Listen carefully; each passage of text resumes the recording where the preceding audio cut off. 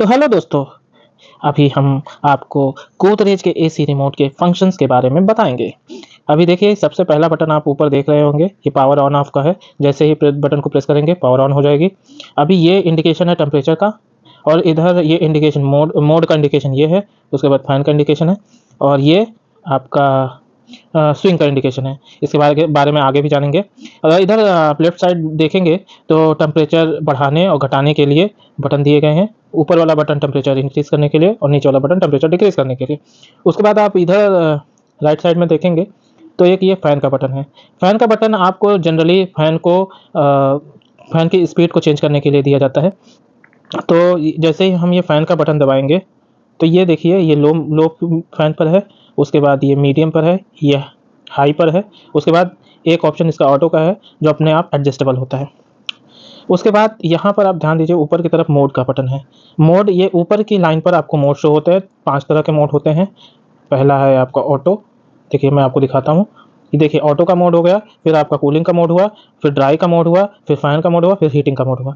तो मैं आपको सबसे पहले ये बताता हूँ कि ये मोड्स कैसे काम करते हैं। उससे भी पहले मुझे आपको एसी के फंक्शनैलिटी के बारे में थोड़ा बताना पड़ेगा। देखिए एसी आपका 2 पैरामीटर्स कंट्रोल करता है, एक तो टेम्परेचर और दूसरा ह्यूमिडिटी। जो नॉर्मल कूलर्स होते हैं घर में, वो केवल और केवल टेम्परेचर कंट्रोल करते हैं, वो ह्यूमिडिटी कंट्रोल नहीं कर सकते। इसीलिए आपने बारिश के मौसम में देखा होगा, जब भी हम कूलर को ऑपरेट करते हैं, तो आपको चिपचिपा महसूस होता है। वो इसलिए होता है कि जब जो इंडोर एयर है, वहाँ पर मॉइस्चर कंटेंट बढ़ जाता है बारिश के मौसम में। क्योंकि जब बारिश होती है, तो ऊपर से नीचे की ओर पानी आता है और एयर पार्टिकल में पानी मतलब रिस्टोर हो जाता है, जिसकी वजह से एयर में मॉइस्चर ज़्यादा हो जाता है, ह्यूमिडिटी हो जाती है। उसके अलावा जितने भी कोस्टल एरियाज़ हैं, वहाँ पर भी आपको देखो मॉइस्चर ज़्यादा मिलता है, क्योंकि वहाँ पर सी की वजह से वाटर जब गर्म होती है तो ऊपर की तरफ जाती है और एयर पार्टिकल में स्टोर हो जाती है, जिसकी वजह से वहाँ के एयर बनस्पति एक मैदानी इलाके के अपेक्षा थोड़ा-सा ज़्यादा मॉइस्ट होते हैं। तो इसलिए कूलर हमारा उसमें काम नहीं करता है, एसी काम करता है। यही आपकी ह्यूमिडिटी कंट्रोल का काम है, नेचर है। तो ये मोड जो अभी आपने देखा, अभी ऑटो मैं आपको दिखाता हूँ। देखिए ऑटो मोड में अपने आप को सेलेक्ट करेगा, मशीन अपने आप डिसाइड करके उसको मोड में कन्वर्ट कर देगी। उसके बाद आपका ये कूलिंग मोड है, इसमें आपका कूलिंग, टेम्परेचर कंट्रोल और उसके बाद आपका ह्यूमिडिटी कंट्रोल दोनों होगा। उसके बाद ये ड्राई मोड है। ड्राई मोड में आपका केवल और केवल जो है ह्यूमिडिटी कंट्रोल होगी। टेम्परेचर को एज़ 24 प्रीसेट करेगा सबसे पहले कंप्रेसर, और उसके बाद जो है अपने आप ये केवल ह्यूमिडिटी कंट्रोल करेगा। उसके बाद ये फ़ैन का है, सिर्फ फ़ैन का चालू बंद होगा फ़ैन।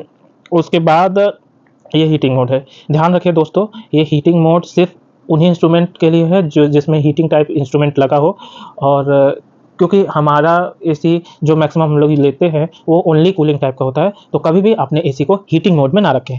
उसके बाद मैं आपको नेक्स्ट बटन्स के बारे में बताता हूँ, जो 5 पिन कन्वर्ट है। इसमें एक्चुअली में कूलिंग की जो कैपेसिटी है, अगर आपका 1.5 टन का एसी है तो मैक्सिमम कैपेसिटी 1.5 टन की रहेगी, उस हिसाब से कूलिंग देगा। तो ये मोड चेंज करने के लिए है। इसमें C1 से C5 का रेंज है। तो C1 पर कूलिंग आपकी 110% रहेगी और C5 पर आपकी 40% रहेगी। तो इन रेंजों में वेरी करता है। तो जितना लोड हो आपके इंडोर यूनिट का, मतलब जितने लोग हों उस हिसाब से आप इसके कूलिंग की कैपेसिटी को मेंटेन कर सकते हैं। ठीक है, अभी ये कूलिंग ऑपरेशन काम नहीं कर रहा है क्योंकि सब कुछ ऑटो में लगा है। अगर आपको लेना है तो सबसे पहले इसका ऑटो मोड चेंज करके हमें कूलिंग मोड में ले जाना होगा। अभी देखिए ये C5 है, C4, C3, C2, C1 और ये आपका मोड आ गया।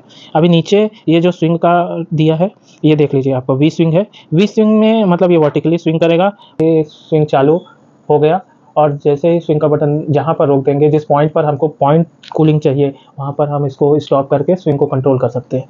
नहीं, देखिए आई सेंस एक्चुअली में रिमोट में एक टेम्परेचर सेंसर लगा हुआ है जो आपके इंडोर टेम्परेचर को मेज़र करके उसको कूलिंग की उसी के हिसाब से इंडोर टेम्परेचर सेट करके कूलिंग देगा। टर्बो मोड में आपको टर्बो कूलिंग मिलेगी। टर्बो कूलिंग होती है फास्ट कूलिंग।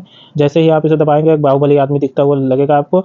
इसका ये मतलब है कि एक साथ बहुत फास्ट कूलिंग फ़ैन की स्पीड हाईएस्ट हो जाएगी, कंप्रेसर हाईएस्ट मोड पे चलेगा और आपको शॉर्टेस्ट पॉसिबल टाइम पर इस प्रीसेट टेम्परेचर को पहुँचाने की कोशिश की जाएगी। उसके बाद आपका स्लीप का ऑप्शन है। स्लीप का ऑप्शन में आपको कुछ ऐसा दिखेगा। स्लीप का ऑप्शन देखकर आप जैसे रात में नाइट में आप लोग सोते टाइम इसको यूज़ कर सकते हैं। ये 8 घंटे के लिए ऑपरेट रहेगा। चूँकि आउटसाइड टेम्परेचर नाइट में घटता जाता है जैसे जैसे रात बढ़ती है। तो ये क्या करेगा अपने हिसाब से हर 1 घंटे बाद 1 डिग्री टेम्परेचर, ये जैसे 26 है तो 27 हो जाएगा और उसके बाद 3 घंटे बाद 28-29 हो जाएगा। उसके इससे आपका एसी इकोनॉमिकली वर्क कर पाएगा और कम से कम इलेक्ट्रिसिटी बिल आएगी। ये टाइमर का बटन है। टाइमर से आप इसके टाइम को एसी को टाइम में सेट कर सकते हैं कितने टाइम के लिए एसी चलानी है। तो टाइमर का बटन दबाएंगे, ये 30 मिनट्स के इंटरवल पे होता है। टेम्परेचर अप एंड डाउन वाले बटन से हम इसके ड्यूरेशन को कंट्रोल कर सकते हैं। उसके बाद ये डिस्प्ले का बटन है।